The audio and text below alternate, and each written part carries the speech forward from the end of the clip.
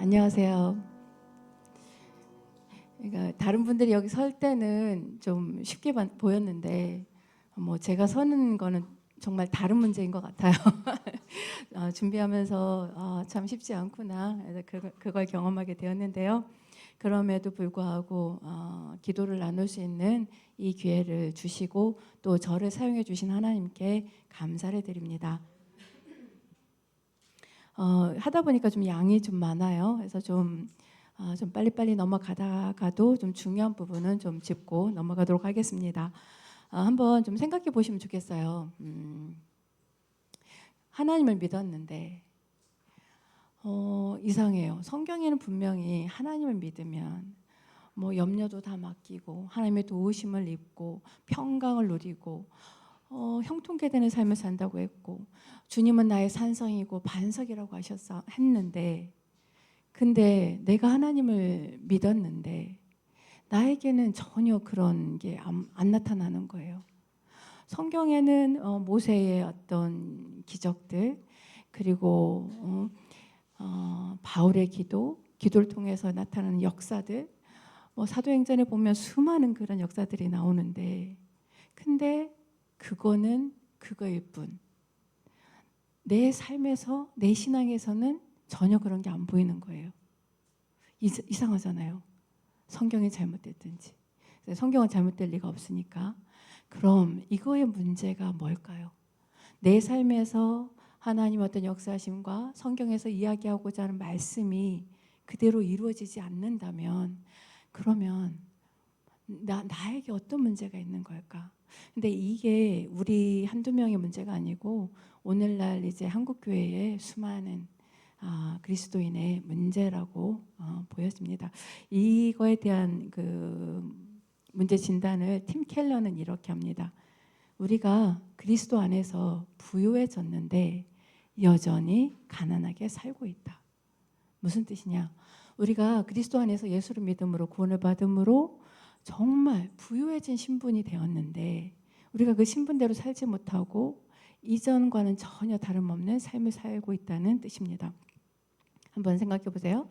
자, 길거리에 이제 살던 아이를 어떤 존귀하고 부유한 집에서 입양했어요.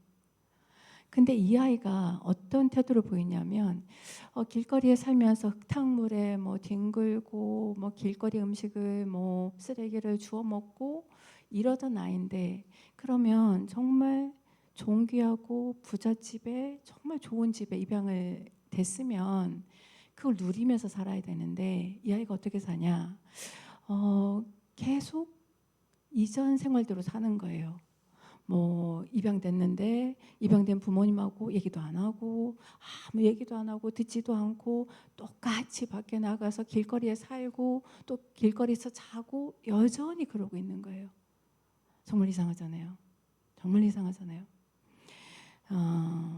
이 아이가 그 좋은 걸 누리려면 그래야 되잖아요. 부모님 말씀도 듣고 부모님께 얘기도 하고 부모님과의 대화를 나누고 그러면 이 집에서 살려면 어떤 태도를 가져야 되는지 그리고 부모를 통해서 거짓말하면 안 되는 거구나. 정직도 배우고 내가 어떤 존재로 어떤 가치관을 가지고 살아야 되는지 그거를 배우는 거잖아요.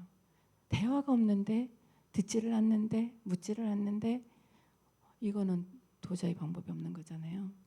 그리고 그 집에는 수많은 그 아이를 위해서 예비해둔 좋은 음식, 좋은 옷들 이런 것들이 아무런 소용이 없게 되는 거예요. 이것이 기도하지 않는 우리의 모습인 것입니다. 기도하지 않는 오늘날 우리 삶에서 아무런 일도 일어나지 않는 이유는 바로 기도하지 않기 때문이라는 것입니다. 자, 그렇다면 기도란 무엇일까요? 웨스트민스터 소요리문답 98문은 기도란 무엇인가에 대해서 답하고 있는데 한번 같이 읽어볼까요? 시작. 기도는 죄를 고백하고 자비로우심을 감사하는 마음으로 인식하며 거룩한 뜻에 합당한 것들을 구하는 소망을 그리스도의 이름으로 하나님께 올려드리는 걸 가리킨다 라고 답합니다. 이것도 정답입니다. 근데 그 가장 본질적인 기도의 정의를 좀 고민해 본다면 이렇게 좀 정의를 내리고 싶어요. 예수 그리스도를 통하여 보이지 않는 하나님과 진실하고 인격적으로 대화하는 것, 그리고 교제하는 것, 이 정도를 이제 기도의 정의라고 말하고 싶은데요. 이엔 바운즈는 인간의 영혼이 그리스도의 성품을 담고 그리고 주님과 교제를 나눌 수 있는 유일한 길이 바로 기도라고 이야기하고 있습니다. 자, 그러면 왜 기도를 해야 할까요? 우리가 그 생각하잖아요. 뭐 기도하지 않아도 주면 좋지 않나? 그런 생각 많이 하잖아요. 왜 굳이 기도하라고 하지? 아니 뭐 하나님 다 전능하시고 전지하시고 뭐 내 마음속 다 알고 계시는데 그냥 주시면 안 되나? 이런 생각들 해보신 적 없나요? 그런 생각 하시잖아요. 근데 생각해 보세요. 자, 마음속에 이렇게 생각만 했는데 다 들어준다. 그러면 하나님께 나아갈까요? 하나님께 나아가지 않아요. 하나님의 원하시는 건 우리와 교제예요. 그리고 하나님께 나아가지 않는 우리는 행복할까요? 우리가 구하는 것들이 대체로 어떤 것일까요? 이 땅의 것들이잖아요. 정말 하나님이 주시는 정말 좋은 선물들이 있는데 그걸 모르잖아요. 그걸 모르고 알 수가 없잖아요. 대화하고 교제해야 하나님 편에 이렇게 좋은 게 있구나. 이걸 우리에게 주시려고 하는 거구나. 이걸 알 수 있는 거잖아요. 그래서 우리는 자꾸 뭐 기도해야만 합니까? 라고 하나님께 질문하는데 기도는 하나님께서 우리에게 주시는 가장 좋은 수단이다. 가장 좋은 은혜의 수단이다. 이걸 믿으시는 여러분이 되시길 축복합니다. 자, 첫 번째로 왜 기도해야 되는지 보면 예수님께서 기도를 제정하셨습니다. 예수님께서 이 땅에 계실 때 습관을 쫓아 기도하셨어요. 누가복음 22장에 보면 습관을 쫓아 예수님조차도 기도를 제정하시고 그 삶을 사신 거예요. 그리고 이제 성경에 나와 있는 수많은 그 믿음의 선진들을 보면 모두 기도의 사람이었습니다. 우리는 예수님과 그 선진들을 믿음의 선진들을 본받아야 되는 것입니다. 그리고 두 번째는 하나님 자신을 얻을 수 있는 유일한 통로가 기도입니다. 우리가 그러니까 하나님과의 누군가를 얻는다. 누군가를 얻는다는 것은 그리고 이제 기도가 하나님과의 진실한 사귐이라고 한다면 그 사귈 때 그 마음을 얻어야 되잖아요. 그러면 그게 기도 외에는 방법이 없는 거예요. 대화하지 않고 어떻게 상대방을 알 것이며 대화하지 않고 어떻게 상대방의 마음을 알고 그 마음을 나누고 그 사람을 사랑하고 할 수 있나요? 그렇기 때문에 하나님 자신을 얻을 수 있는 유일한 통로가 기도입니다. 그리고 또한 하나님의 모든 은혜를 받을 수 있는 유일한 통로가 기도입니다. 칼뱅이 이제 기도에 들려주는 이게 가장 감동적인 이야기가 있는데요. 그건 뭐냐면 그리스도 안에서 하나님이 거룩한 자녀들을 위해 예배 두신 모든 것을 공급받는 주요한 통로가 기도라는 것입니다. 기도하다 보면 하나님 안에 이런 게 있구나 저런 게 있구나 깨닫게 되고 그걸 구할 때 하나님께서 당신께서 우리를 위해서 예배 두신 모든 것들을 주신다는 겁니다. 기도를 통해서 주신다는 겁니다. 이거는 정해져 있는 거예요. 우리가 바꿀 수 없고 하나님이 정하신 것이고 우리에게 가장 좋은 은혜의 수단이기 때문에 우리는 기도를 해야 되는 겁니다. 에스겔서를 보면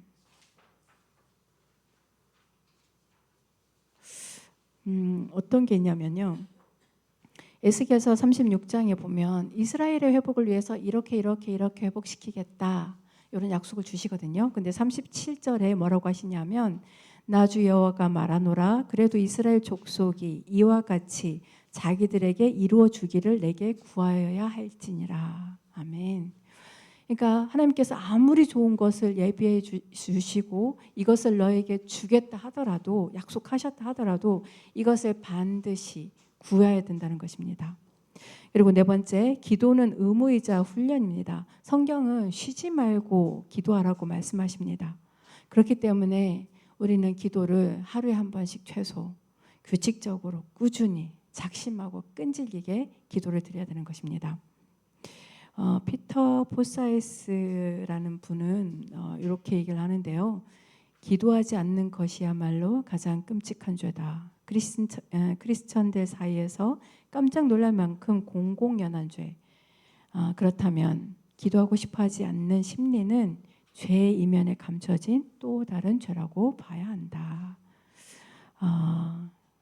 기도하고 싶어하지 않는 것, 이 마음을 그대로 따라가는 것이 아니라 이 마음을 하나님께 내놓고 회개하고 기도할 수 있게 해달라고 구하면서 나아가야 되는 것입니다. 자, 그러면 기도가 이렇게 중요한 건데, 근데 우리가 분명히 기도가 어렵잖아요.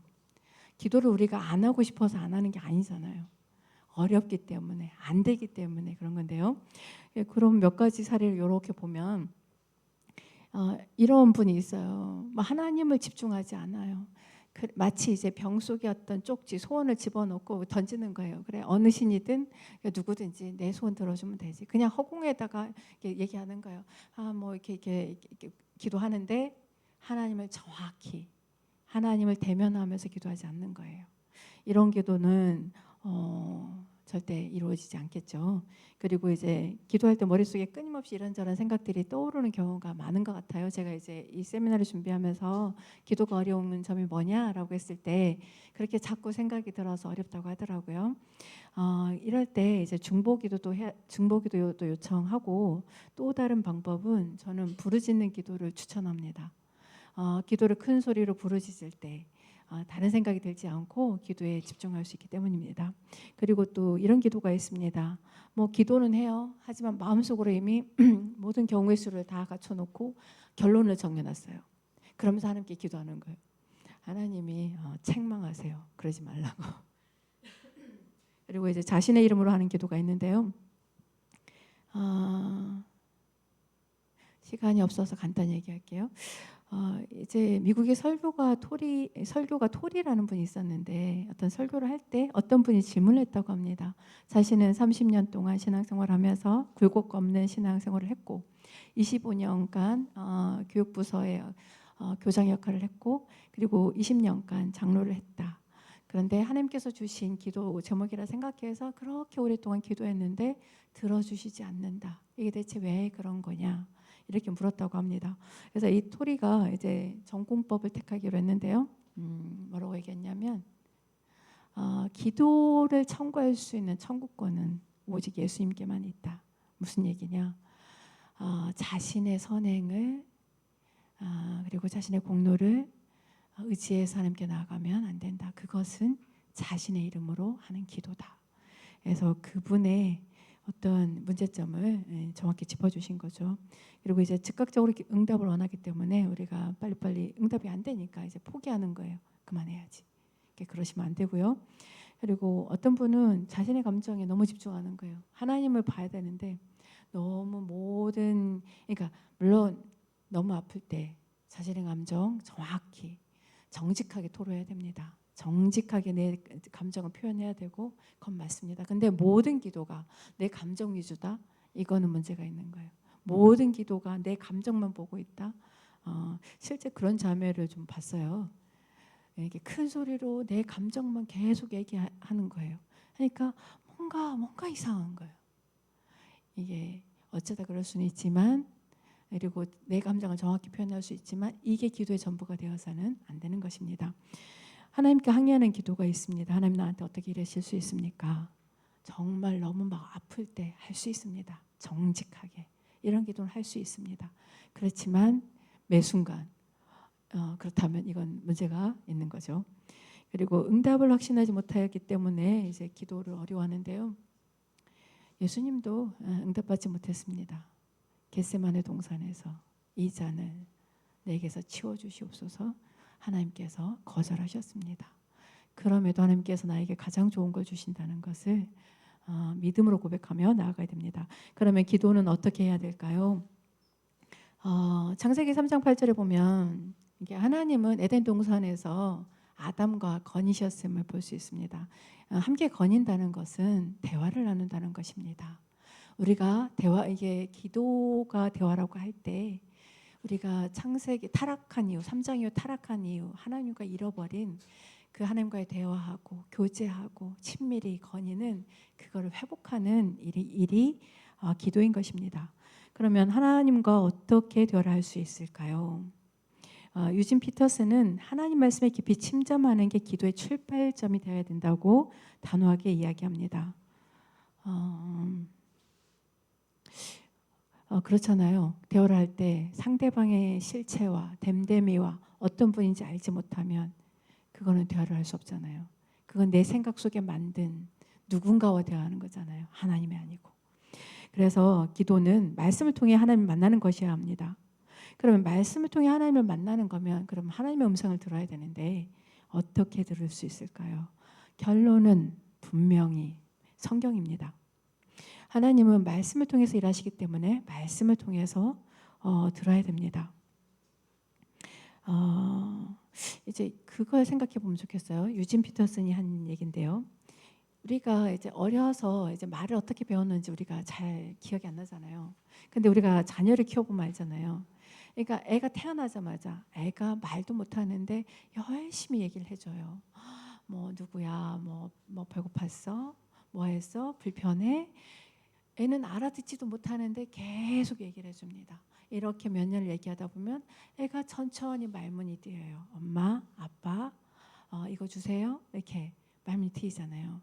우리가 기도를 배울 때 그래야 되는 거예요. 말씀을 한 구절 한 구절 이렇게 하면서 하나님께서 나에게 뭐라고 말씀하시는가 그 음성을 배워야 되는 거예요. 배우고 익히고 말씀이 이런 뜻인가? 그럼 이건 내 지금 생활에서 내 삶에서 무엇을 말씀하시는 것이지? 하나님 어떤 분이지? 하나님의 성품이 이런 분이시구나. 이 사건을 통해서 보니까 하나님이 이렇게 오래 참으시는 분이네. 이렇게 알아가고 이 오래 참는다는 그 하나님을 나에게 알려주시는 거구나. 이렇게 음성을 들어야 되는 겁니다. 말씀을 통해서. 오직 성경만이 하나님의 어떤 분이신지를 드러낸 책이기 때문에 그렇습니다. 그리고 또 하나는 루터는 뭐라고 얘기했냐면 누구도 성경에 기록된 하나님의 말씀을 넘어가서는 안 된다고 이야기합니다. 그랬다가는 기도를 하는데 어떤 분과 대화를 하고 있는지 알 수 없다는 거예요. 인식하게 되지 못한다고 못바가 이야기를 합니다. 두 번째, 기도는 말씀에 대한 우리의 반응이 되어야 됩니다. 그러니까 유진 피터슨이 이 얘기를 하는데요. 기도의 핵심은 자기 표현법을 배우는 게 아니라 하나님께 답하는 법을 체득하는 데 있다. 이게 무슨 뜻일까요? 우리가 기도할 때 우리 기도 제목 있습니다. 있고 이제 성경 말씀을 가져와서 열심히 기도할 수 있어요. 그것도 그렇게 기도해도 됩니다. 그런데 굉장히 이제 기도가 풍성하고 다채로워질 수 있는 방법이 있는데 그것은 말씀에 반응할 때 그렇습니다. 그러니까 말씀에 반응할 때 기도가 뭘까요? 그렇게 한다는 기도가 뭘까요? 이런 거예요. 말씀을 읽다 보니 그 말씀이 내 심령을 찌르는 거예요. 내가 교만했구나. 내가 저런 지체를 미워하고 판단하는 걸 하나님이 기뻐하지 않는구나 느껴지는 거예요. 그럼 이 반응을 기도하는 거예요. 하나님 용서해 주십시오. 제가 교만합니다. 그렇게 하는 거예요. 이게 말씀에 반응하는 거예요. 이거는 굉장히 중요해요. 이제 시편에 보면 참 다양하게 나오잖아요. 호소하는 기도, 탄식하는 기도, 정말 부르짖는 기도, 애통해하는 기도, 씨름하는 기도, 여러 가지 기도가 있는데 그게 말씀에 반응할 때 그렇게 기도할 수가 있습니다. 기도는 이렇게 하나님의 성품과 말씀에 반영하는 기도여야 됩니다. 제가 최근에 이제 말씀을 가지고 씨름을 하고 있었어요. 선을 가지고 악을 이기라. 너무 하기 싫었거든요. 너무 싫었거든요. 근데 제가 하진 않았고 하나님께서 하셨는데 하루 이틀 뒤에 이제 토요일이나 일요일은 제가 좀 일찍 일어나서 이제 조용히 하나님께 기도를 하는데 그때 말씀을 묵상하게 되었습니다. 그 당시에 오던 말씀이 그 베드로전서 2장 21절에서 23절 말씀이었는데요. 어떤 내용이냐면 선으로 악을 이기라. 그러면서 이제 예수님에 대한 설명이 이렇게 이어지는데 그는 죄를 범치 아니하시고 그 입에 거짓이 없으시며 욕을 받으시되 맞대어 욕하지 아니하시고 고난을 받으시되 위협하지 아니하시고 이런 내용이었어요. 근데 제가 그 씨름했던 그것과 이렇게 맞물리면서 주님의 모습이 이렇게 그려지는데 너무 아름다운 거예요. 그 주님이. 그러면서 나도 모르게 굉장히 하나님을 찬양하는 거예요. 주님의 그 아름다우심을 찬양합니다. 주님의 그 선하심과 그 아름다우신 그 성품을 찬양합니다. 나도 모르게 그 찬양이 전심으로 올라가더라고요. 말씀에 대한 반응이, 내 삶을 통한 말씀에 대한 반응이 요렇게 기도로 나가는 것입니다. 멀리해야 될 기도 방법이 있습니다. 말씀을 기준으로 하지 않는 기도인데요. 아까 얘기한 것처럼 기도 대상이 명확하지 않는 기도. 그 앤 라모트라는 사람은 뭐라고 얘기하냐면 누구한테 기도하는 게 뭐가 중요하냐, 그런 거에 발목 잡히지 말고 일단 기도해라, 이런 입장인데요. 그런데 하나님으로부터 출발하지 않으면 내가 모르는 신에게 기도하게 됩니다. 그러니까 대상이 특정되지 않잖아요. 그러다 보면 자신에게 집중되는 거예요. 내 감정, 나의 어떠함, 그거에 이제 굉장히 집중하게 됩니다.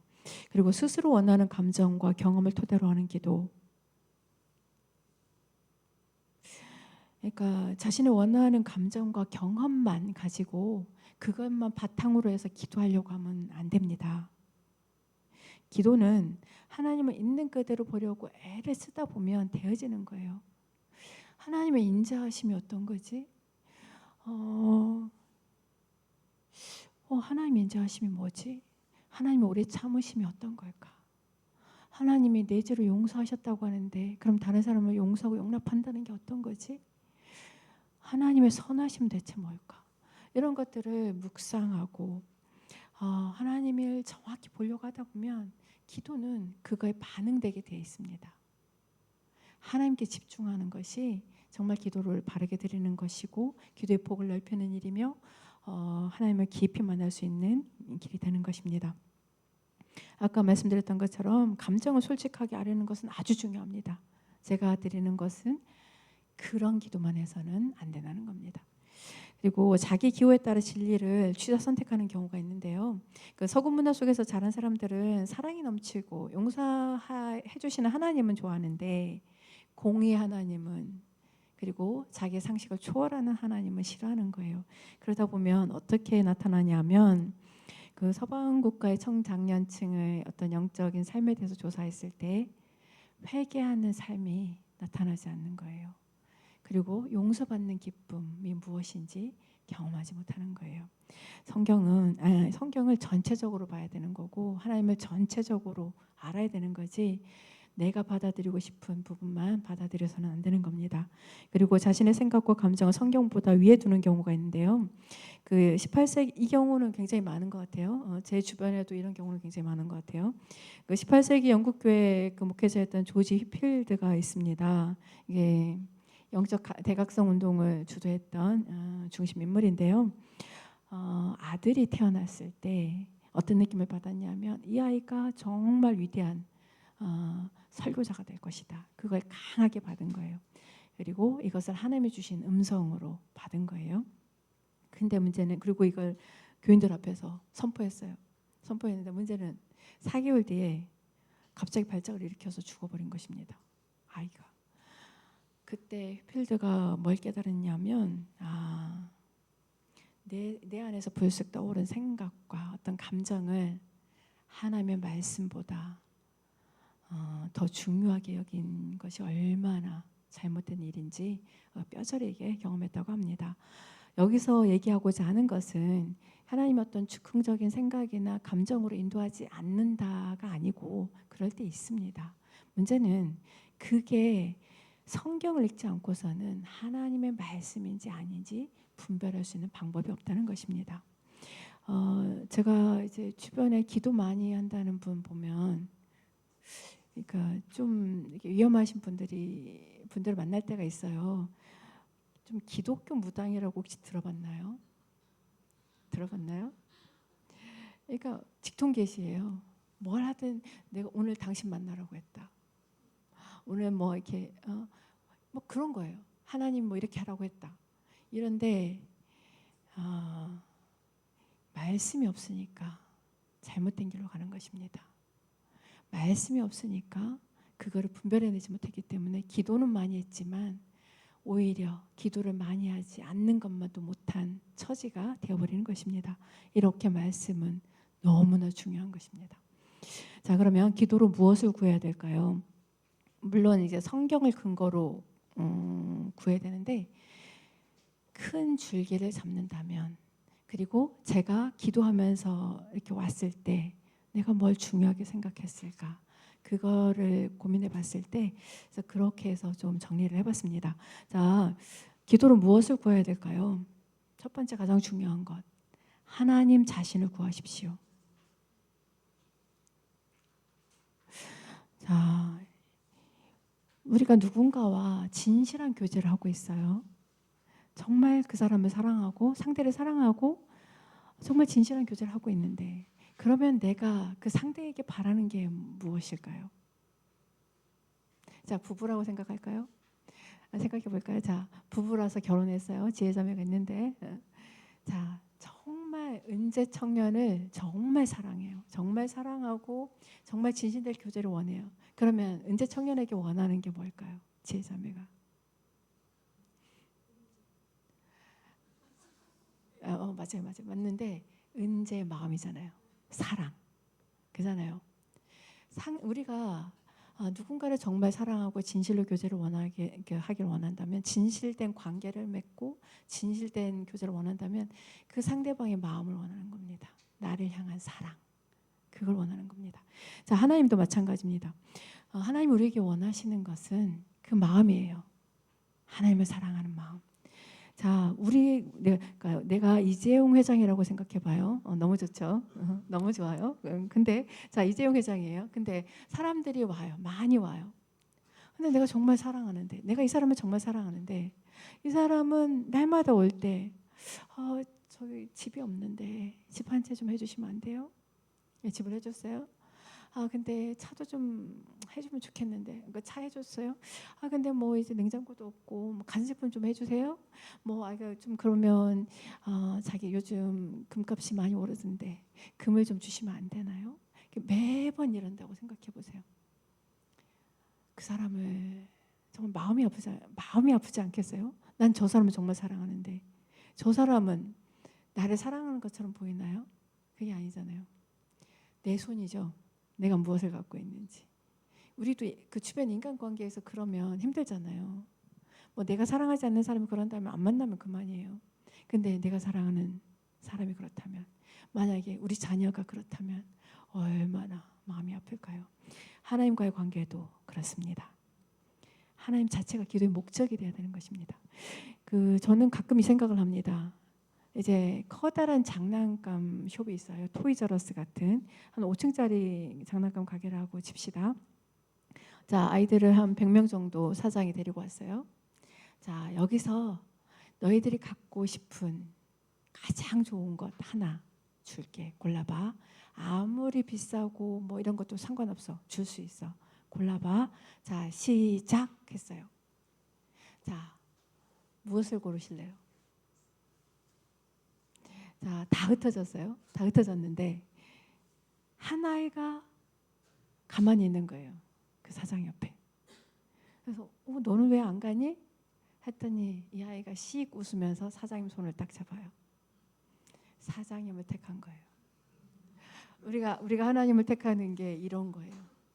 우리가 하나님을 택해야지 그 장난감 한 개를 택하면 안 되는 거예요.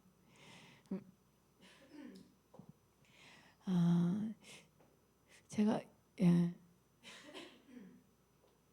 제가 이제 그 지난번에 이제 윤청 목사님이 하나님의 은혜, 하나님 시리즈 할 때 은혜에 대해서 한번 말씀하실 때였던 것 같아요. 돌아온 탕자 이렇게 얘기해 주시면서 탕자가 돌아왔을 때 옷을 입혀 좋은 옷을 입혀 주시고 가락지를 끼워 주시고 신발을 신겨 주시고 막 이런 장면이었는데, 그러니까 이 이야기와 대해서 오버랩이 되면서 굉장히 제가 좀 많이 울었던 기억이 있는데요. 제가 그 하나님의 그러니까 사장 손을 잡은 거예요. 사장 손을 잡았어요. 그리고 하나님께서 좋은 옷을 입혀주시고 비참한 저였는데 좋은 옷을 입혀주시고 좋은 신발에 가락지를 끼워주시고 내 삶을 하나님께서 그렇게 인도하셨구나. 그게 이렇게 보이면서 그렇게 눈물이 났었습니다. 물론 여기서 이제 좋은 걸로 해줬다 하면은 뭐 이 땅의 어떤 물질이나 뭐 이런 걸로 생각하실 수 있는데요. 아직은 물질을 뭐 막 부어주신 것 같지는 않고요. 그러니까 세상에서 존귀하게 세워주셨고 인정받게 해주셨고 어디를 가든지 환대받게 해주셨고 보이지 않는 수많은 은혜들이 있었습니다. 하나님을 얻는다는 게 마치 그와 같습니다. 그렇기 때문에 하나님을 마음과 뜻을 다해 사랑하는 것, 하나님을 경외하는 것이 가장 우선되며 가장 중요한 기도가 되어야 합니다. 마음과 뜻을 다해 하나님을 사랑하는 걸 구하십시오.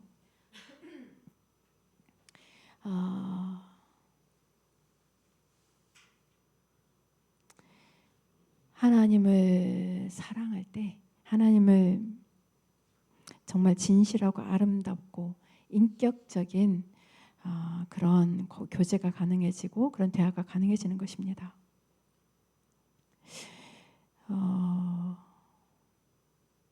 저는 그런 기도를 했던 것 같아요. 처음에 하나님 만났을 때 다들 첫사랑 얘기를 하더라고요. 뭐 첫사랑 때가 좋은 거지, 첫사랑 때가 뭐 뜨거운 거지. 맞나요? 근데 저는 그런 생각이 들었어요. 왜 그래야 합니까? 왜요? 왜 첫사랑해야 됩니까? 저는 그 사랑이 식으면 하나님을 떠날 것 같은데 하나님 저는 싫습니다. 하나님을 너무나 사랑해서 어제보다는 오늘이, 오늘보다는 내일이 정말 하나님을 너무 사랑해서 견딜 수 없을 정도로 그렇게 사랑하게 해주십시오. 저는 그 기도를 했던 것 같습니다. 저는 제 자신을 못 믿기 때문에, 의지가 너무 약하기 때문에 하나님을 사랑하지 않고 억지로 하나님을 섬기라, 교회를 다니라, 억지로 교회를 가라, 기도하라, 저는 못하겠더라고요. 그러면 억지로 하지 않을 유일한 방법은 하나님을 사랑하면 되겠더라고요. 하나님을 떠나지 않을 유일한 방법, 하나님을 사랑하면 되겠더라고요. 그래서 눈물로 기도했던 것 같습니다. 하나님을 사랑하게 해주십시오. 그게 십몇 년간 기도했던 것 같아요.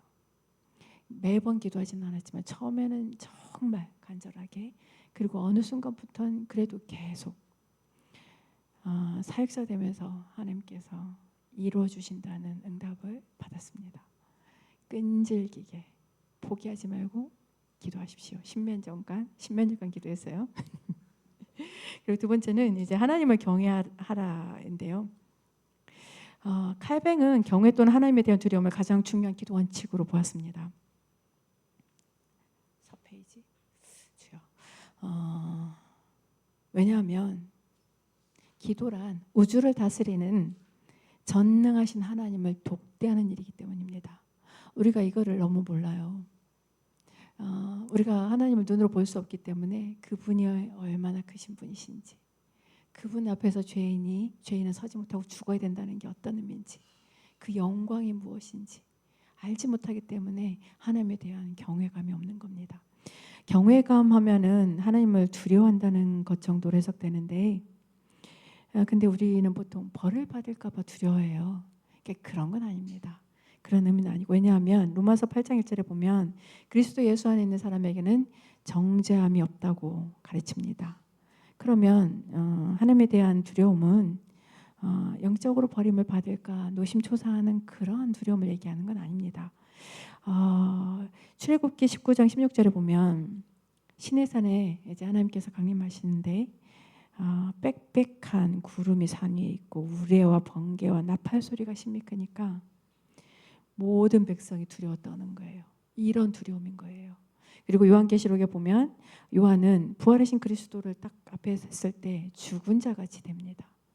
이렇게 두려운 거예요. 하나님의 위엄과 영광 앞에 두려워하는 것. 그 앞에 내 존재가 얼마나 보잘것없고 죽어마땅한 존재인지 깨닫는 것. 이게 바로 경외하는 것입니다. 칼뱅은 이 경외감이야말로 기도의 핵심부라고 이야기하는데요.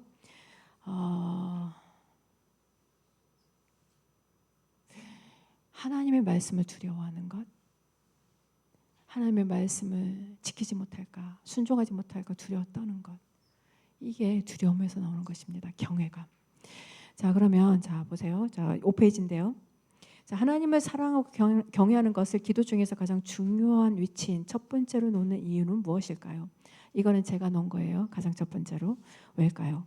첫 번째는 하나님을 사랑하고 경외하는 것은 하나님과 인격적 토대에서 가장 중요한 토대이고, 또 하나님을 경외하고 사랑해야 하나님을 신뢰할 수 있습니다.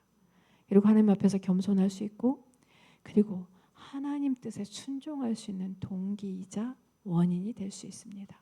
우리가 누군가를 사랑하면 그 사랑하는 사람을 기쁘게 해드리고 싶습니다. 마찬가지입니다. 우리가 하나님을 사랑하면 하나님을 기쁘시게 해드리고 싶은 것입니다. 그리고 두 번째는 하나님을 사랑하고 경외할 때 마음의 중심이 지켜지기 때문입니다. 성경은 이렇게 얘기합니다. 다른 무엇보다 마음을 지킬지니 생명의 근원이 이에서 남이니라. 마음을 지킨다는 것이 무슨 뜻일까요? 팀 켈러는 목회를 하면서 성도들의 신앙이 제대로 되지 않는 그 중요한 이유를 찾아내는데요. 그거를 우상 숭배에 있다고 봅니다.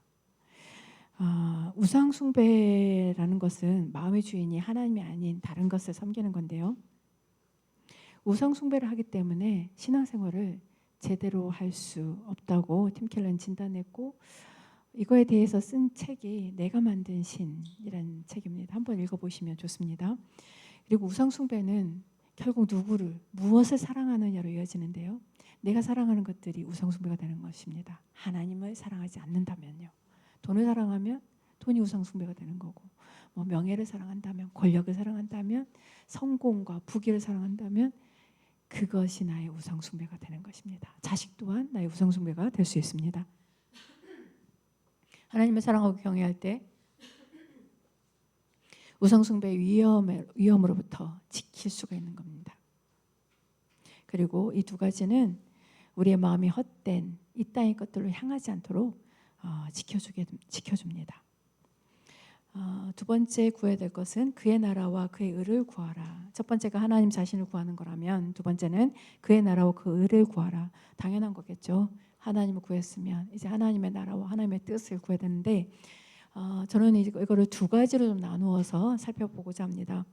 우리가 보통 하나님의 나라와 그 뜻을 구하라 하면 어떤 선교, 북한을 위해서 기도하고 한국교회를 위해서 기도하고, 물론 이것도 하나님의 나라와 그 뜻을 위한 기도입니다. 전도를 위해서 기도하는 것 다 맞습니다.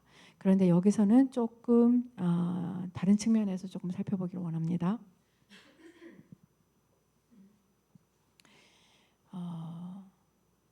그러니까 하나님의 통치를 두 가지 측면에서 봤으면 좋겠습니다. 내 내면을 다스리는 것과 나의 외면을 다스리는 것. 근데 이게 연결되어 있습니다. 내 내면을 다스린다는 거는 뭐냐? 내 안에 어떤 육적인 생각이나 이 땅의 것을 쫓고자 하는 것들, 육의 생각들, 이런 것들을 하나님의 말씀으로 하나님께서 통치하도록 한다면 그건 내 안에 하나님의 나라가 이루어지는 겁니다.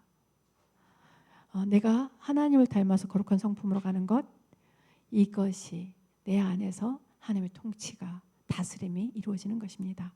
그러면 이것이 겉으로 드러날 때 내 주변 삶에서 하나님의 나라가 임하는 것입니다. 한번 예를 들어 볼게요. 자, 회사를 운영하는데 남들이 다 하는 대로 편법을 씁니다. 그래서 세금을 탈세합니다.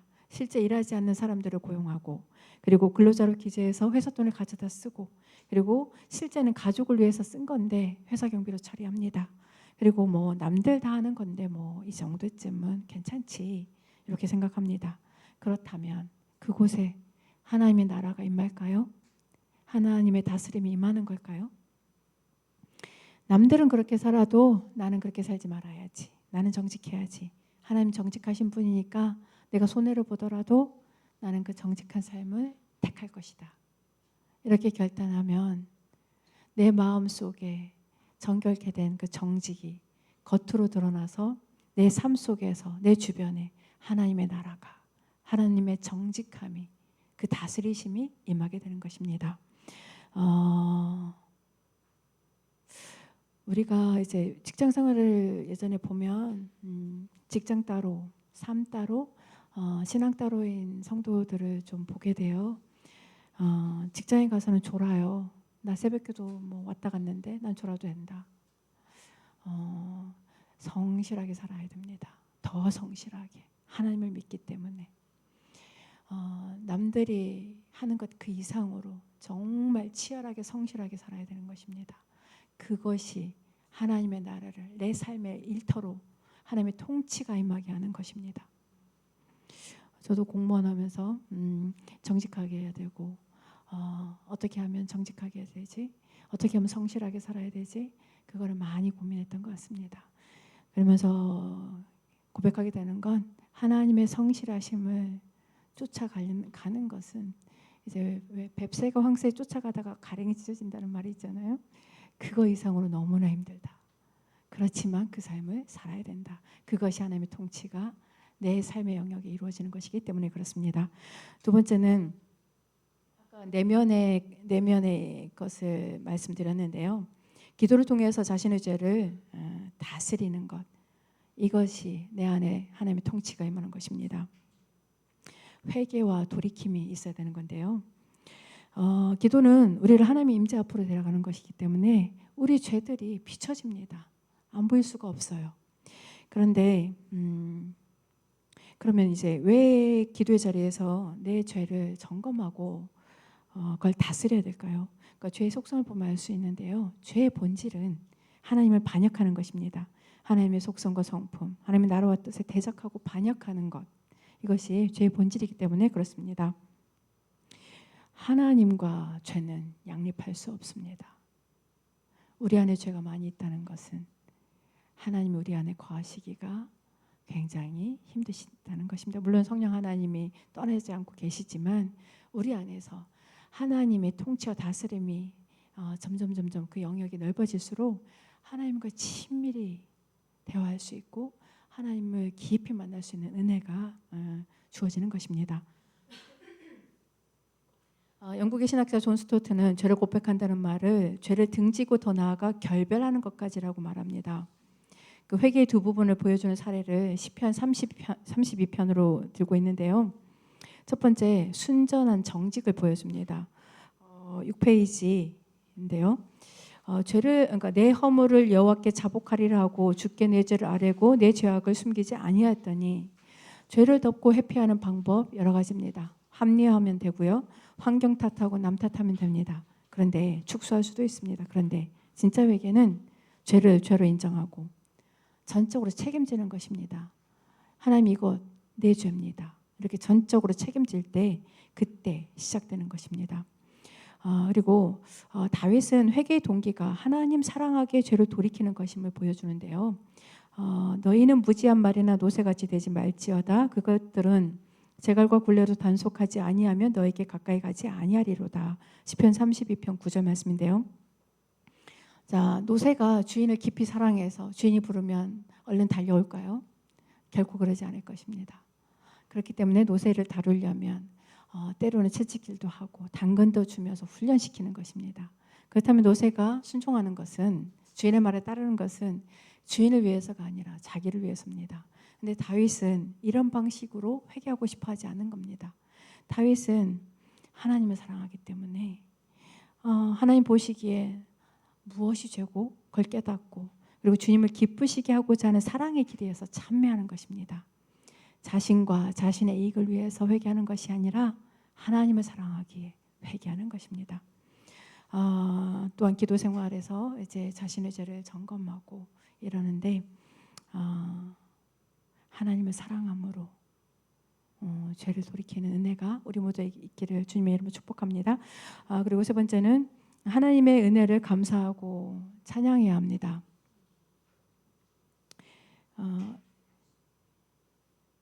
찬양이 이제 감사와 같이 이렇게 되어지는데요. 그러니까 팀 켈러는 뭐라고 얘기하냐면 찬양과 경배가 하나님을 향한 가장 직접적인 사랑을 키워준다고 합니다. 그리고 그는 두 가지를 구분하기보다는 한 가지로 보는데요. 우리가 부르는 찬양은 하나님의 성품을 경배하는 일이고 하나님이 하신 일들을 찬양하는 것이 감사라고 팀 켈러는 이야기합니다. 왜 찬양해야 될까요? 우리 보면 제가 한나 집사님이 생각나는데요. 뭔가 굉장히 좋은 물건이나 어떤 뭔가 굉장히 신박한 어떤 걸 보게 됐다. 그러면 이렇게 되잖아요. 이거 한번 봐봐. 이거 너무 좋지 않아? 너무 잘 만들었다. 그렇게 우리가 하잖아요. 왜 그럴까요? 왜 그럴까요? 이거에 대해서 C.S. 루이스는 뭐라고 얘기했냐면 우리가 정말 이렇게 마음에서 어떤 솟구치는 감정을 이제 시나 노래나 음악이나 미술로 이거를 온전히 표현할 수 있다면 우리가 이걸 온전히 표현할 수만 있다면 그 칭송받는 대상을 그 진가를 더없이 잘 드러내는 것이고 또 우리의 기쁨도 충만해진다는 거예요. 그렇잖아요. 우리가 이거 봐봐 너무 좋지 않아? 이렇게 얘기할 때 우리도 같이 좋잖아요. 좋으면서 이거 정말 이 진가가 이런 거야? 이 물건의 진가가 이런 거야? 이렇게 되는 거잖아요. 감히 하나님을 물건에 비교하면 안 되겠지만 예를 들면 그렇다는 것입니다. 자, 그러니까 우리가 여행을 가서 자연을 볼 때 느끼잖아요. 정말 폭풍우 치는 그 자연을 보면서 와 하나님의 위대하심 이런 거구나 감탄하게 되잖아요. 이거를 정말 표현할 수 있다면 얼마나 좋겠어요.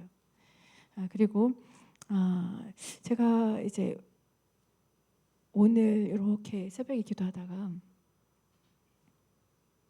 이제 어떤 생각이 들었냐면 하나님이 베푸신 은혜를 생각하게 된 거예요. 내가 어떤 존재였는지, 하나님의 그 사랑이 뭐고, 나를 용납하심이 뭐고, 나에게 베푸신 은혜가 뭔지 이렇게 기도하는데 너무 감사한 거예요. 너무 감사해서 하나님의 그 사랑을 찬양합니다.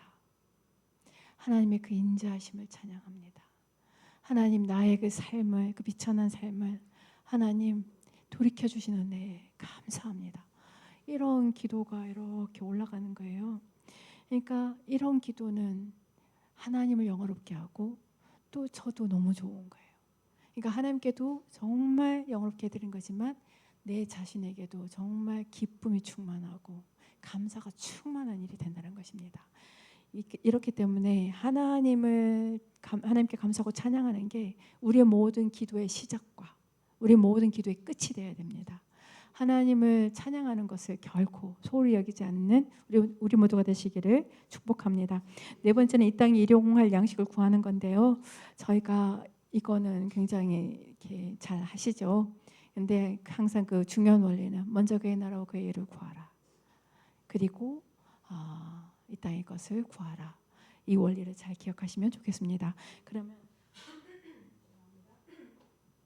자, 여섯 번째, 어떤 태도로 기도해야 할까요? 정말 중요한데요. 첫 번째, 믿음과 신뢰와 소망. 기도가 이제 믿음이 없으면 기도가 될까요?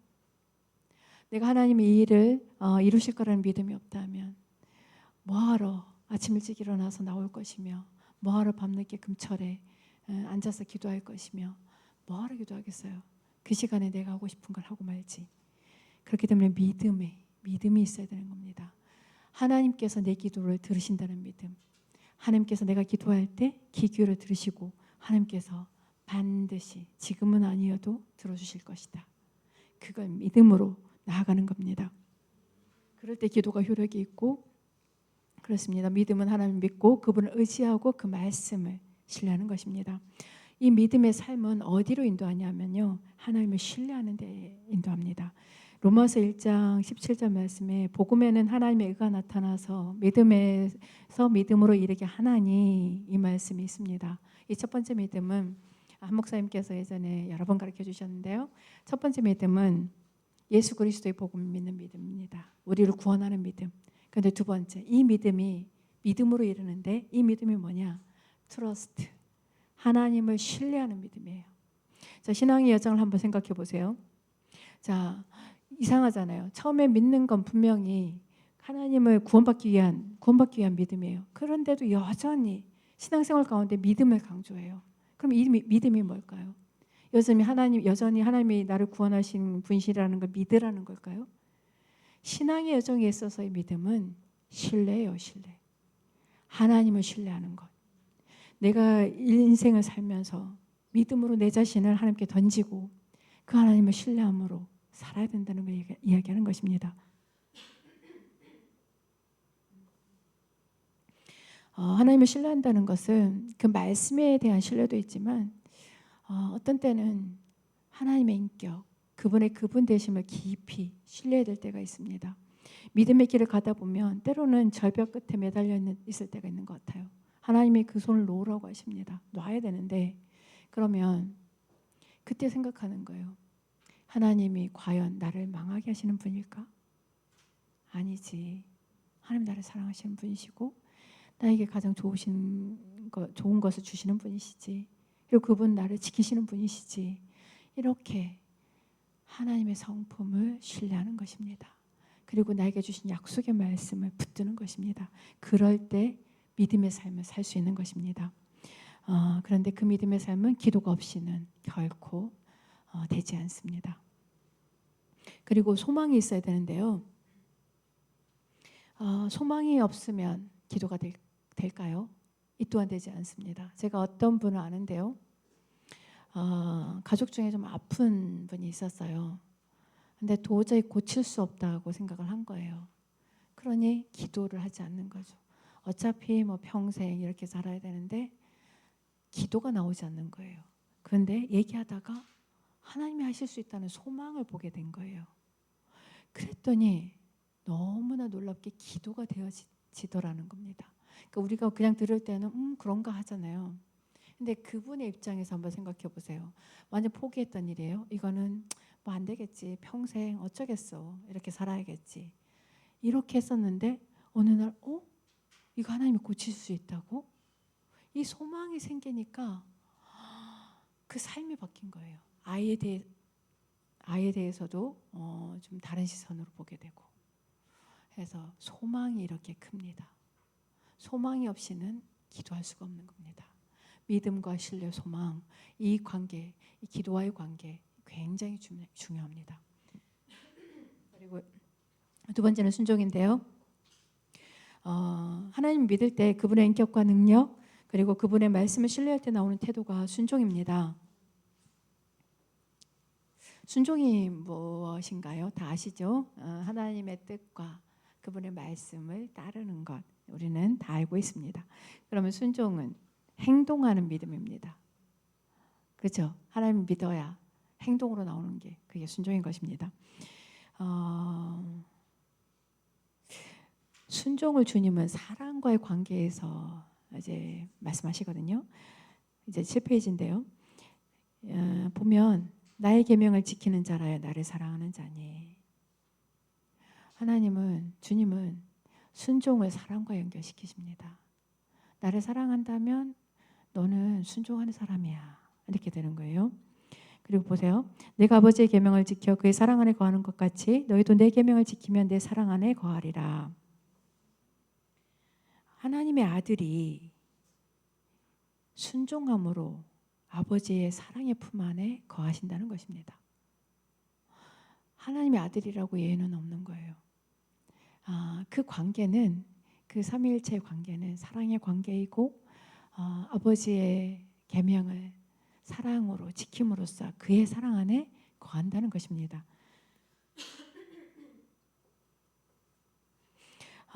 그리고 그다음 볼게요. 내가 항상 그의 기뻐하시는 일을 행함으로 나를 혼자 두지 아니하셨으니. 언제나 하나님의 사랑 안에 거할 수 있는 비결은 그의 일을 행하는 것, 그의 말씀에 순종하는 것이라고 말씀하고 있습니다. 성령 충만과 우리가 이제 더욱 풍성한 성령의 체험 이런 것들을 원하는데요.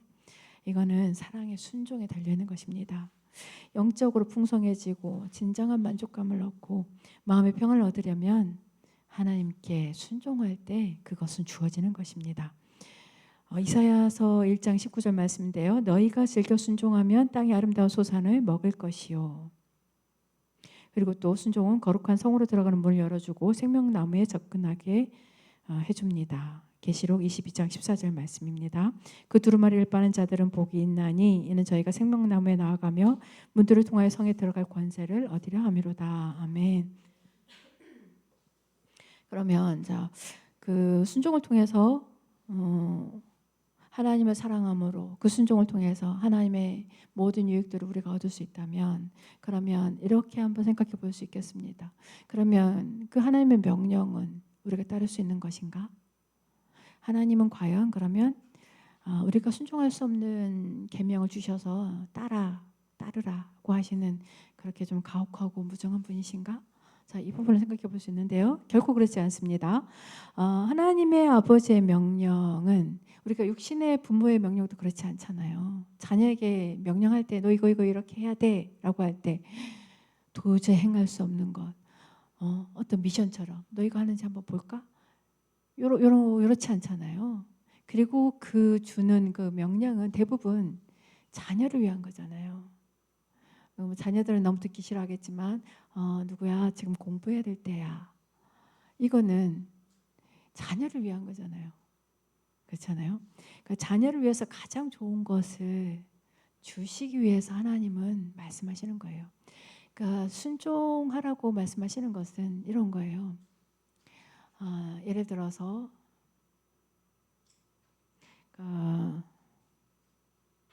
얘가 잘 생각이 안 나네요. 이런 거죠. 네가 지금 이거에 네가 순종했으면 좋겠어라고 하나님 얘기하신 것은 이걸 주고 싶다는 거예요. 너한테 지금 이것이 필요한데, 예를 들어 이런 거죠.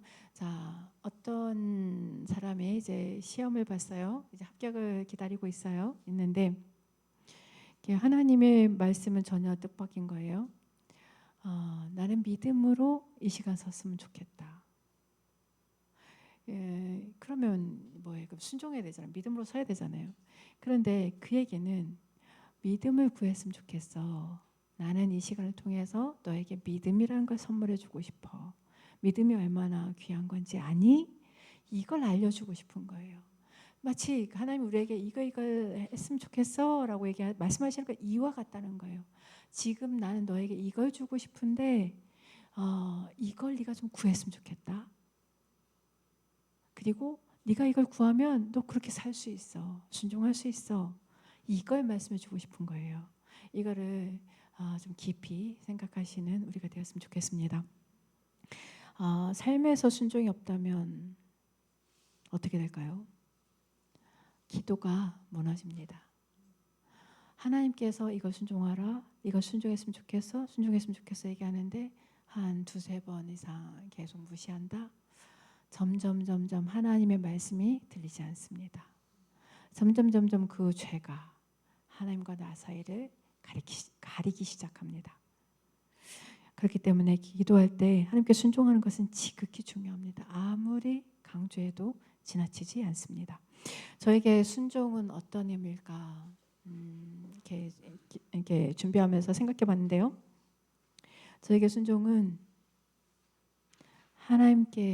하나님과 함께하는 길을 택하는 거였습니다. 저는 좀 늦게 만났어요, 하나님을. 그 하나님이 너무 좋았습니다. 다시는 그 하나님과 떨어지고 싶지 않았습니다. 그래서 하나님께서 이러했으면 좋겠다라고 말씀하실 때 자신은 없지만 하나님, 저 그 길 순종하고 싶습니다. 도와주십시오. 항상 이렇게 기도했던 것 같아요. 순종 어렵습니다. 저는 세종시로 가고 싶지는 않았어요. 거기에 뭐 무슨 연고가 있는 것도 아니고 뭐 출세를 원하는 것도 아니었고, 그런데 가라고 했을 때 마음은 힘들었지만 그곳에 하나님이 계심을 믿기에 그 단 한 가지 이유로 그 길을 택하는 겁니다. 그 순종이 힘들기 때문에 치열하게 기도하는 거예요. 치열하게 내 힘으로 될 수 없기 때문에. 자, 세 번째 의존인데요. 이것도 너무나 중요합니다. 너무 중요합니다. 기도의 본질을 하나로 이야기하라면 바로 이 의존성입니다. 의존성. 우리는 이제 그 에덴 동산에서 이제 선악과를 따먹었잖아요. 그 죄의 습성이 강하게 남아 있어요. 그냥 이런 거죠. 그냥 내 힘으로 살고 싶은 거예요. 이것까지 뭐 하나님께 물어봐야 돼. 이 정도야 뭐 내가 선택하면 안 돼. 마치 하나님께 이렇게 의존해서 살면 꼭 허수아비처럼 하나님 시키는 대로 살아야 될 것 같고, 그러면 나는 뭐 내가 하고 싶은 대로 뭐 조금도 뭐 그렇게 못 사는 거야? 뭐 이런 마음들이 막 올라오거든요. 그래서 의존하고 싶지 않은 거예요. 의지하고 싶지 않은 거예요. 뭐 이 정도는 내가 할 수 있는데 뭐 내가 하지 뭐. 그런데 우리는 최초의 아담이 지어질 때부터 하나님께 의존하는 존재로 지어졌습니다. 이걸 잘 기억하셔야 돼요. 저는 최고의 신앙이 의지하는 신앙이라고 봅니다. 그러니까 저는 정말 의지가 없는 사람이었거든요.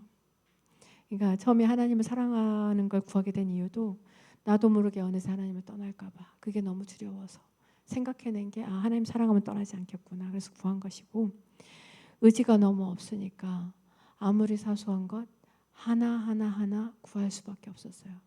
하나님이 뭐라고 저에게 이렇게 했으면 좋겠다 하면 기도하는 거예요. 제가 기억나는 어떤 일이 있는데요. 하나님 만나고 나서 얼마 안 됐을 때 금철, 그때는 이제 우리 동네 교회 금요철을 다니고 있었는데요. 폭풍우가 치고 있었습니다. 폭풍우가 치고 있었는데 하나님은 금철에 꼭 가라는 마음을 강하게 주시는 거예요. 근데 너무 가기 싫은 거예요. 너무 가기 싫은 거예요. 이 마음이 안에서 싸우는 거예요. 근데 하나님께 그냥 그 기도했어요. 하나님. 근데 일어설 수가 없는 거예요. 너무 가기 싫어서. 그래서 하나님께 기도해서 하나님, 나 순종하기를 원합니다. 근데 난 못하겠습니다. 도와주십시오. 그 기도하는 순간 나도 모르게 일어나서 가고 있더라고요. 그 폭풍우를 뚫고. 그때 기도해야 될 영혼이 있었어요. 눈물로. 하나님 그 기도를 받고 싶으셔서 저로 하여금 가게 하셨던 것입니다. 그래서 의존과 순종이 중요하죠. 의존이 이렇게 중요합니다. 내가 하려고 하면 그거 제대로 되지 않아요.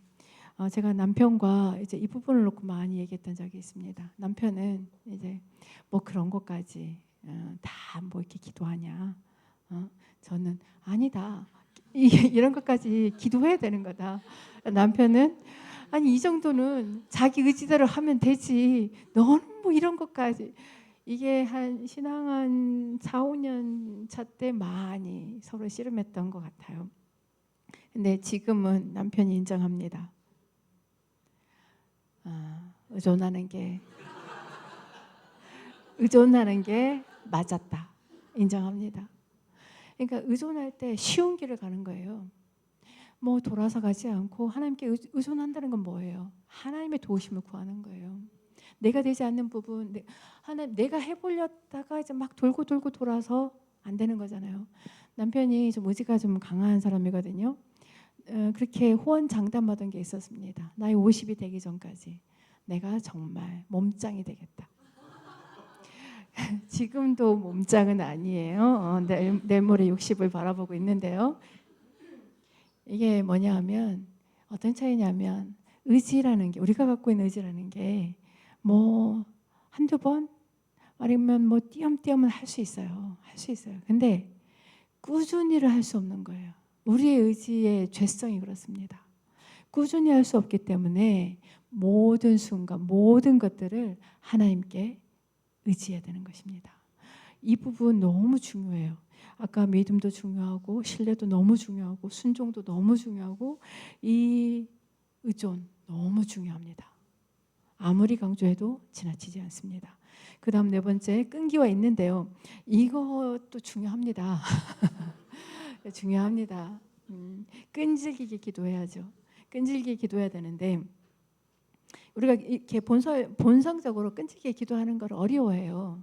그렇잖아요. 그래서 이제 영적 나태함에 빠지고 신앙생활에 게을리게 되는 건데 기도와 영적인 어떤 신앙생활은 밀접하게 관련되어 있습니다. 내가 기도해서 멀어진다? 내가 기도로 자리를 지키고 있지 않다? 결코 그 영혼이 괜찮을 수가 없습니다. 결코 그 신앙생활이 좋을 수가 없습니다. 결코 평안할 수가 없는 것입니다. 끈기를 가지고 하나님께 기도해야 되는데요. 이제 그런 분이 있을 수 있어요. 기도했더니 뭐 잘 들어주시지도 않고 뭐 안 들어주시더라. 뭐 10년 넘게 기도했는데 뭐 안 들어주시더라. 이거 10년도 그래도 대단하게 했잖아요. 근데 반드시 들어주십니다. 근데 이제 여기 예시에 들었는데요. 8페이지. 그 위대한 선교사 아도니람 저드슨 박사의 간증 이렇게 해서 끈질긴 기도에 성공한 사람 이렇게 돼 있잖아요. 이분 열심히 기도했던 것 같아요. 정말 아무리 오랜 시간이 걸린다 해도 언젠가는 그날이 반드시 오겠지 하고 기도했다고 합니다. 근데 어떻게 왔냐?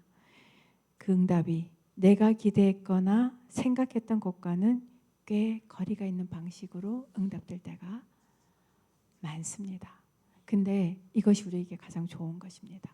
우리는 A를 생각해요. 이거 아니면 죽을 것 같아요. 하나님 이걸 꼭 주셔야 돼요. 근데 그게 우리에게 좋지 않은 것일 때가 있는 것입니다. 하나님은 우리를 아시기 때문에 가장 좋은 것을 주시는 분이심을 믿기 바랍니다. 아멘.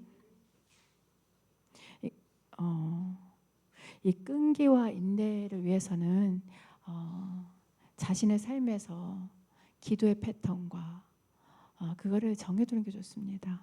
새벽 기도든 금철이든 빠지지 않고 내가 그 자리를 지키겠다. 그럴 때 이 끈기가 생길 수 있는 것입니다. 인내가 생길 수 있는 것입니다. 그리고 이제 다섯 번째 항상 깨어 있으란데요.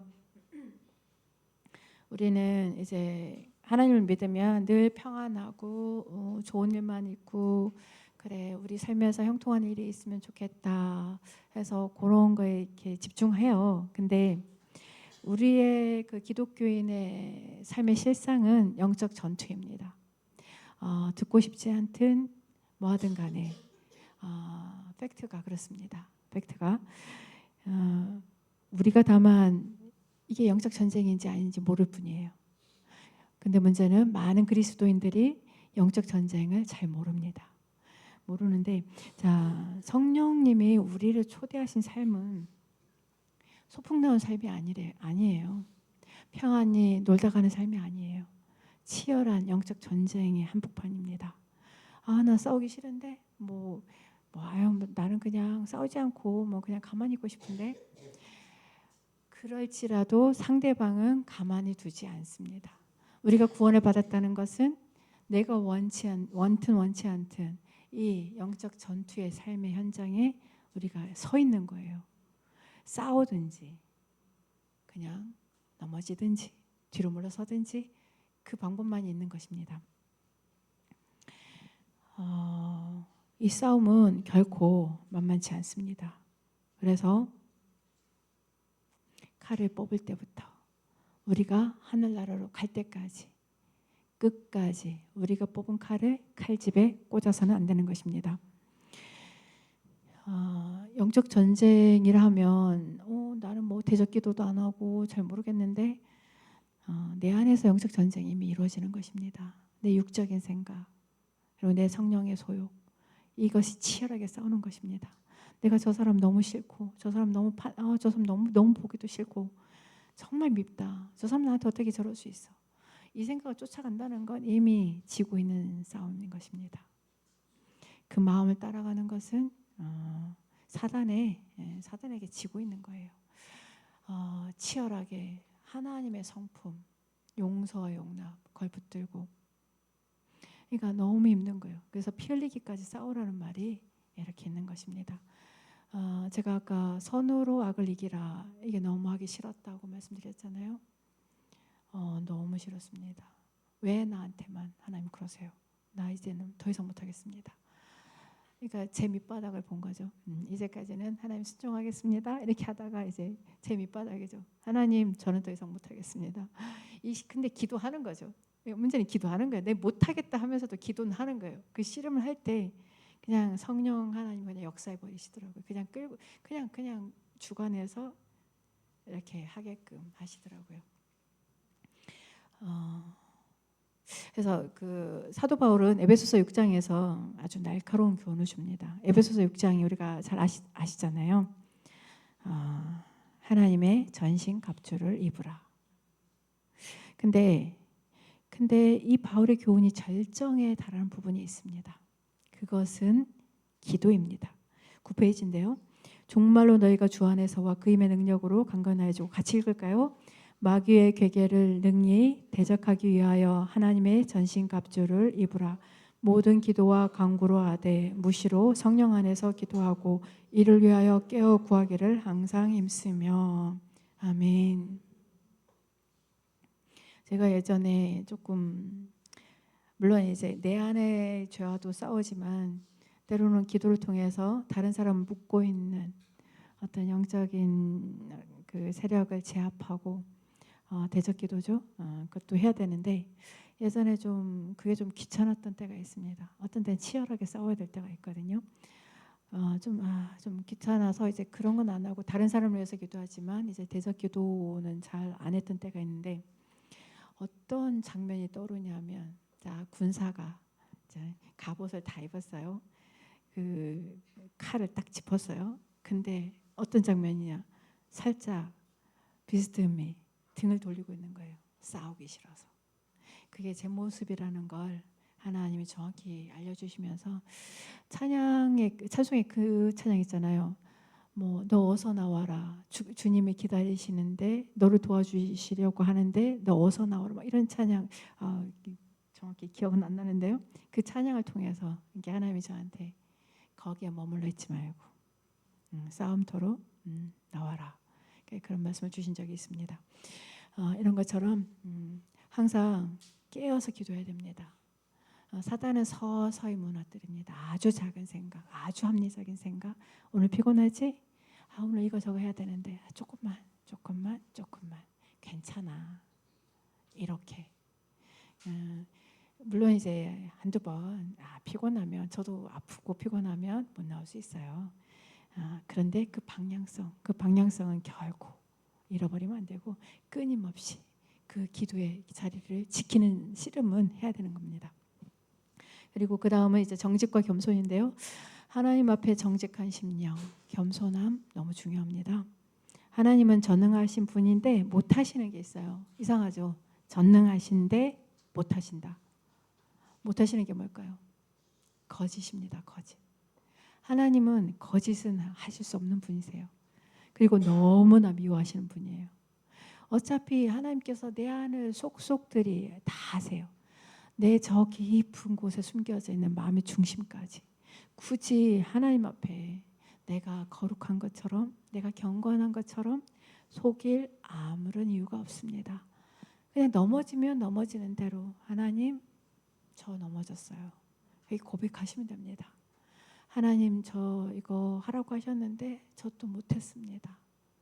하나님 죄송합니다. 이렇게 나오면 되는 거예요. 정직하게 고백하는 겁니다. 하나님께서 때로는 이렇게 죄를 딱 지적하실 때가 있어요. 그냥 정직하게 인정하는 거예요.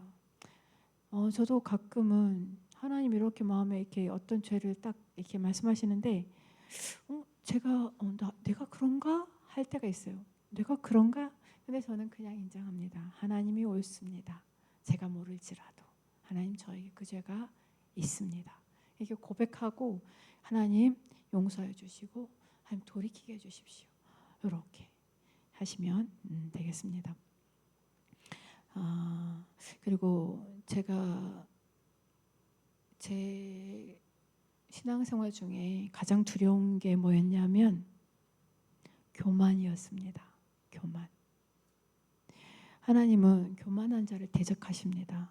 너무 두렵지 않아요? 내가 교만하면 그 크신 하나님이 나를 적으로 삼겠다는 거예요. 물론 내 안에 있는 죄성이겠지만요. 너무 두렵지 않아요? 그래서 저는 정말 그 신앙 초기부터 지금도 여전히 두렵고 떨림으로 이 기도를 합니다. 제가 처음에 하나님께 굉장히 많은 은혜를 부어주셨어요. 하나님께서. 그래서 공동체에서 다 알잖아요. 어머, 저 사람 하나님 너무 은혜 부어주신다. 근데 마음이 나도 모르게 막 들뜨는 거예요. 마음이 들뜨는 거예요. 하나님, 이거 교만이 너무 두렵다고 했잖아요. 이거 교만인 것 같은데, 나 이러면 안 되는데, 이 마음이 이렇게 들뜨고 막 그 뭔가 좋은 거예요. 사람들이 막 이렇게 그런 것들 하면서 이러면 안 되는데, 하나님 나 이러고 싶지 않아요. 막 이러면서 기도를 했었어요. 근데 그때 깨닫게 된 것은 하나님 부르시는 것 같았어요. 너의 마음을 너 스스로 이렇게 할 수 있니? 물으시는 것 같았어요. 그때 정확히 깨달은 것은 나의 마음은 내 마음대로 할 수가 없습니다. 분명히 내 마음인데 그러면 내 마음대로 할 수 있다면 그렇잖아요. 내가 저 사람을 사랑해야지 하면 사랑해져야 되잖아요. 내가 저 사람을 용서해야지 용서가 되어져야 되잖아요. 내 마음이 그렇지 않다는 것은 내 마음이 내 마음대로 컨트롤할 수가 없다는 겁니다. 그러면 이거는 굉장히 중요한 걸 알려줘요.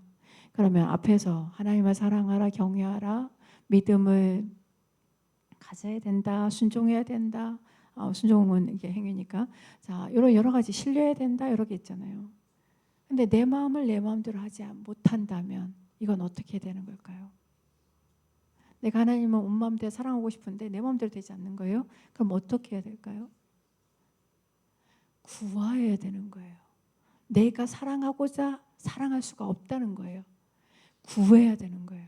하나님을 사랑하고 경외하는 것, 믿음, 신뢰함, 정직, 겸손, 이 모든 것 구해야 된다는 것입니다. 자, 그리고 마지막으로 은혜인데요. 이게 이 모든 것 위에 가장 중요한 겁니다. 우리가 기도할 때 가장 중요한 태도가 있습니다. 뭘까요? 우리는 어떤 말과 어떤 행동으로도 하나님께 나아갈 자격이 전혀 없다는 겁니다. 우리가 하나님께 나아갈 수 있는 것은 오직 은혜라는 겁니다. 이게 머리가 아니고 마음으로 깊이 새겨야 됩니다. 이런 분들이 어떤 분을 제가 봤는데요. 마치 하나님이 은혜를 내가 원하는 걸 당연히 줘야 된다는 그런 태도로 이제 기도하는 걸 제가 봤는데 물론 우리가 신앙이 어리면 그럴 수 있어요. 우리가 그렇게 해왔어요. 그러니까 신앙의 초창기에는 다 그럴 수 있어요. 그러니까 이거에 대해서 너무 이렇게 믿은 지 얼마 안 되셨는데 이거에 대해서 마음의 부담을 가지시면 안 되고요. 이게 정직하게 하시면 돼요. 근데 이제 신앙의 좀 연수가 찼는데 여전히 그 채권자 의식을 가지고 하나님께 나아간다. 이거는 문제가 있죠. 심각하게. 그러니까 생각해 보세요. 믿음도 내가 믿어서 믿은 게 아니잖아요. 하나님이 주셨잖아요. 믿음도 하나님이 주셨죠. 그리고 하나님께서 뭔가 넘치도록 주시기를 작정하신 분처럼 예비해 놓으시잖아요. 그래서 그거를 물론 하나님의 방식대로 주세요. 믿음을 통해서, 때로는 기도를 통해서, 순종을 통해서 하나님께서 예비하신 것들을 주시지만 이것은 우리의 어떠함이 아니라는 거예요. 우리의 어떠함이 아니고 하나님의 전적인 은혜인 겁니다. 저는 처음에 하나님을 만났을 때 내가 만난 하나님이 사랑의 하나님인 게 너무 감사했어요. 만약에 내가 만난 하나님이 굉장히 무섭고 두려운 하나님이었다면 어땠을까?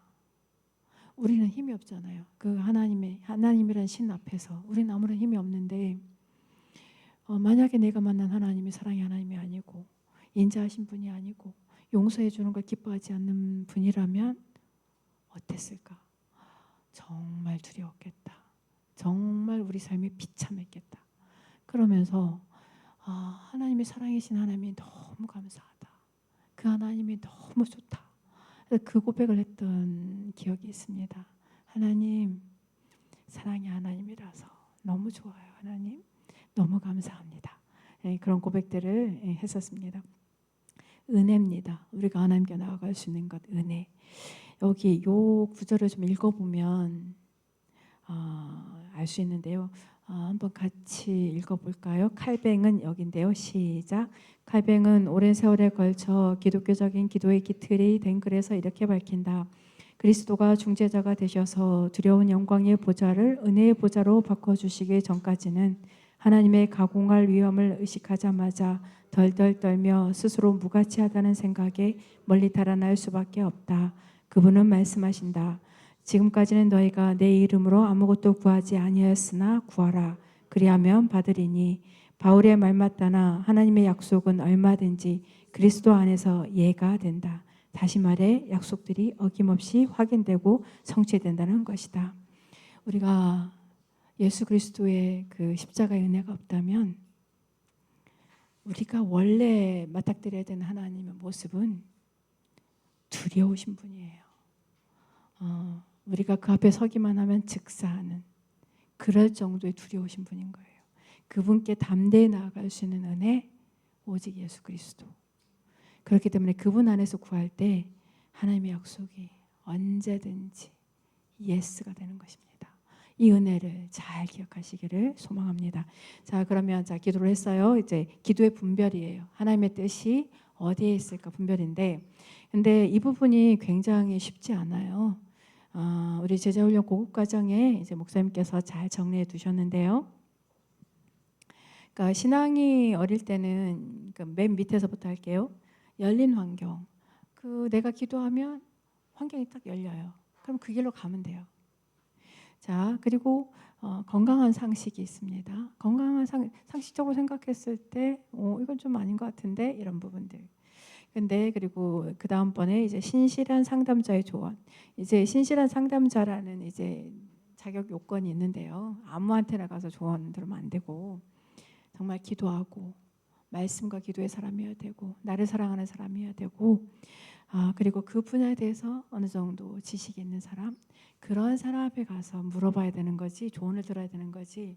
나랑 친하다고 이렇게 저 사람한테 서 이렇게 주변 사람 얘기 들어보고 그렇게 분별하는 건 아닙니다. 그 다음에는 이제 성령의 내적 사인이에요. 평안이 있느냐, 그 일에 대한 내적인 평안이 있느냐. 이거 이렇게 점검하면 되고, 그 다음에 분별은 이제 하나님께 기도하면서 이제 알게 하시는데요. 그리고 이제 마지막이 하나님의 말씀입니다. 근데 우리가 들을 때는 이렇게 하는 거지 하잖아요. 근데 실전에서는 굉장히 어렵습니다. 한 가지 예를 들어보면, 자, 어떤 분이 있어요. 자, 이제 그만두게 되면 한 몇 억의 돈을 줘요. 그리고 밖에 나가서 이제 외주 인력으로 들어와서 그 전보다 더 많은 돈을 받고 일할 수 있어요. 그리고 교회에는 돈이 필요해요. 자, 보면 어떨 것 같아요? 그만두는 게 맞지 않나요? 명퇴하는 게 맞지 않아요? 이제 합리적인 생각을 보면 맞아요. 그렇잖아요. 아니, 나가서 돈을 더 받을 수 있고, 그렇잖아요. 그리고 목돈을 한꺼번에 받을 수 있고, 그리고 마침 교회에 이런 필요한 들이 있어. 그러면 교회에 이렇게 흘려보내라고 하나님이 이렇게 하셨구나, 이렇게 생각할 수 있잖아요. 근데 반드시 말씀으로, 이건 정말 중요하잖아요. 인생의 방향이 바뀌는 문제예요. 이런 합리성만 가지고 선택하면 안 됩니다. 말씀으로 기도하고 분별해야 되는 것입니다. 치열하게 기도하다 보면 하나님이 알게 하세요. 때로는 내가 잘못 이렇게 분별할 수 있어요. 근데 내 마음의 중심에 하나님의 뜻에 대한 정확한 순종의 중심이 있다. 그러니까 내가 그냥 순종해야지 이 정도가 아니고 내 마음속 깊은 곳에서부터 하나님의 말씀이라면 저는 순종하기를 원합니다. 이 중심이 있다면 내가 설령 좀 잘못 이거 아니고 잘못 갈지라도 하나님이 막으세요. 그 길로 가지 못하게 하나님 막아주십니다. 그래서 이 기도의 분별이 너무 중요한데 이 분별이 되지 않아서 이게 어려움을 겪는 일도 있는 것 같고 또 분별이 실제적으로 굉장히 어렵다고 해요. 어렵습니다. 저도 어렵습니다. 근데 기도하고 말씀을 읽고 이렇게 끊임없이 점검하다 보면 하나님께서 이렇게 어떤 때 이끌어 가세요. 내가 너무 분별 못하더라도 너무 두려워하지 말고 기도하고 말씀 읽고 하다 보면 하나님께서 인도해 가신다. 그러나 항상 분별하려는 노력은 해야 되는 겁니다. 이게 맞을까? 저게 맞을까? 그리고 7번째 기도의 열매인데요.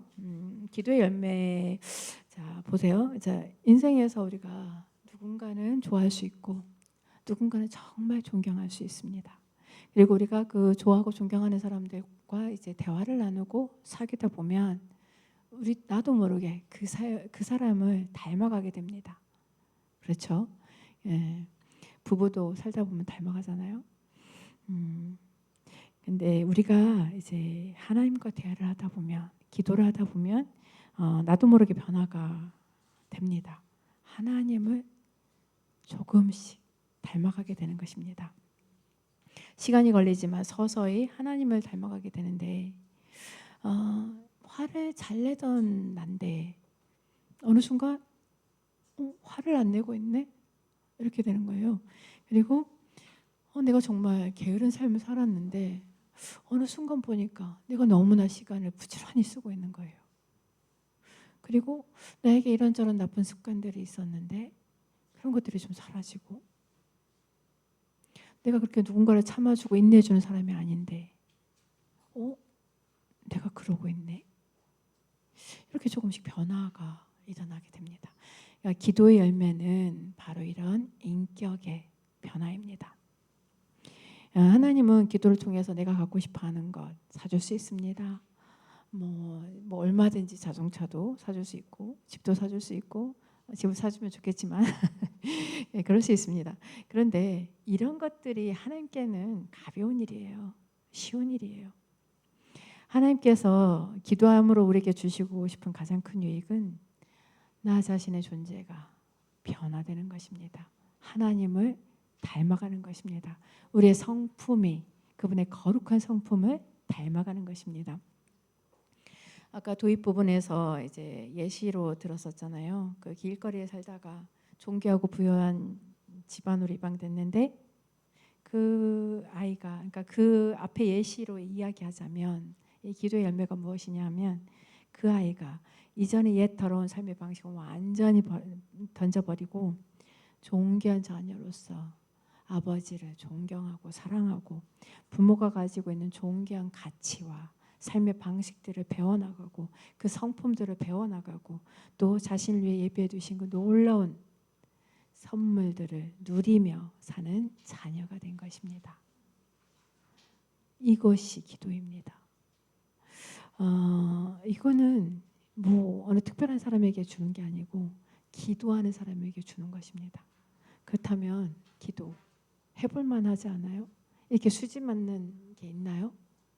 이렇게 큰 축복과 말할 수 없는 걸 다 줄 수 있는 걸 기도라는 것을 통해서 주신다면 이 기도 한번 정말 내 모든 걸 걸어서 실험해 볼 만한 거 아닌가요? 정말 진심으로 한번 좀 생각해 보시면 좋겠습니다. 내 몸이 좀 피곤하다고 내가 좀 나오기 싫다고 이 정도에 비교할 만한 게 아니잖아요. 이 기도가. 물론 쉽진 않아요. 쉽진 않습니다. 그렇지만 이 또한 하나님께 기도하게 해주십시오. 자원하고 사모함으로 그 기도의 자리를 지킬 수 있게 해주십시오. 기도함으로 나가면 될 일입니다. 그분의 도우심을 입으면 된다고 믿습니다. 자, 적용을 해볼게요. 자, 오늘 기도에 대해서 얘기를 들었는데요. 자, 정하세요. 기도를 언제 할 것인가? 말씀을 언제 읽을 것인가? 날마다 하시기를 추천합니다. 저는 특별히 새벽 기도를 추천드리고 싶습니다. 마음 같아서는 강요하고 싶습니다. 새벽 기도 제가 요즘 기도하는 기도가 있어요.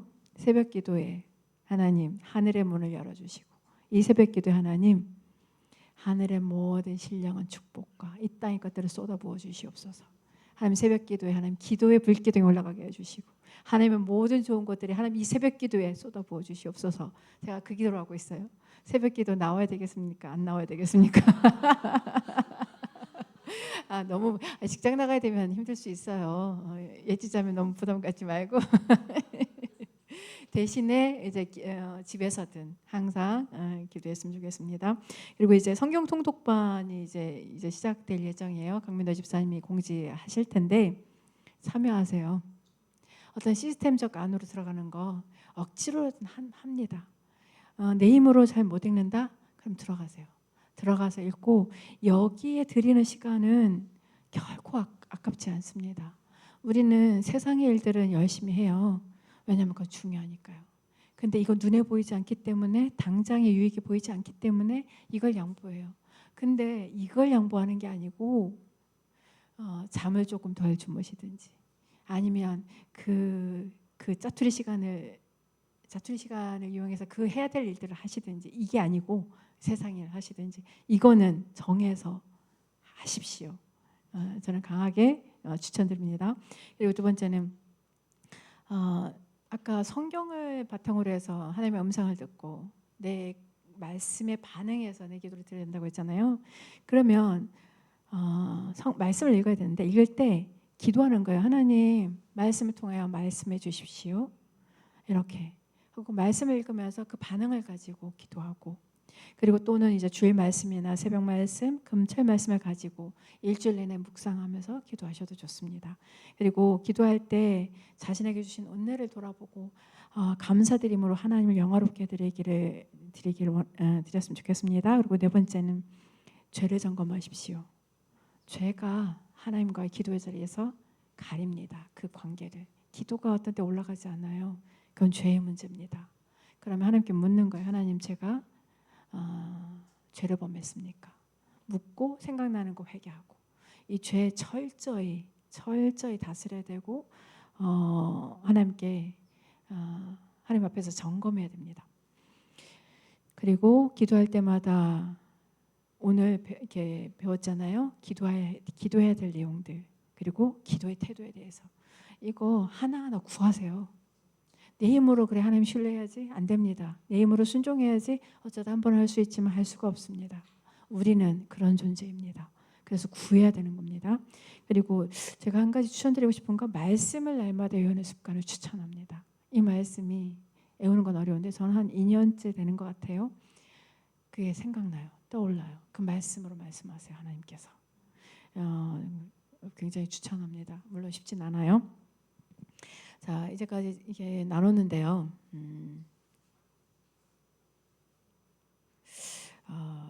이런 것도 자신이 없다. 하나님께 이렇게 하나하나 구하면 되는데, 그러니까 이런 것도 자신이 없다면 하나님 앞에 있는 그대로 마음을 고백하십시오. 하나님, 제가 이렇게 구해야 되는데 잘 안 돼요. 하나님과 대화하고 싶은데 잘 안 돼요. 하나님 도와주십시오.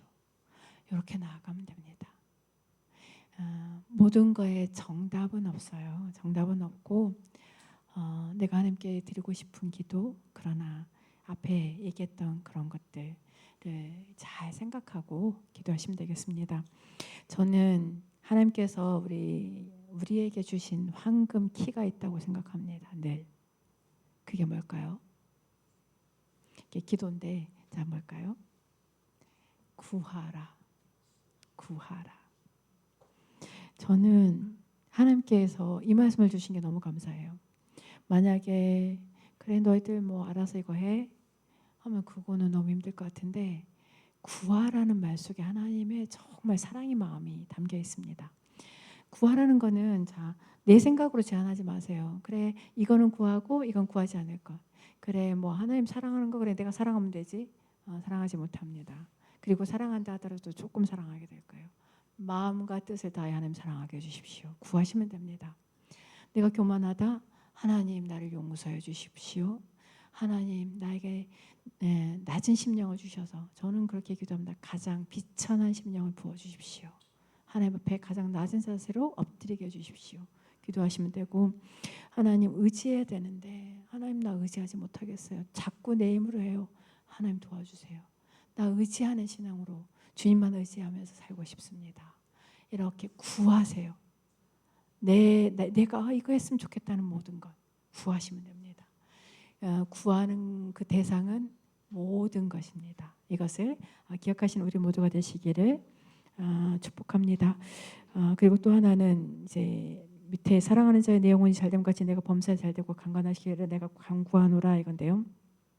하나님은 이 원리를 놓치신 적이 없습니다. 영혼이 잘될 때 범사에 잘 된다는 것을 반드시 기억하시고 내 영혼이 하나님 앞에서 잘 되는 길이 무엇인지 늘 고민하며 그 길로 나아가는 우리 모두가 되시기를 주님의 이름으로 축복합니다. 자, 한 가지 좀 같이 기도하시면서 이제 좀 마무리했으면 좋겠습니다.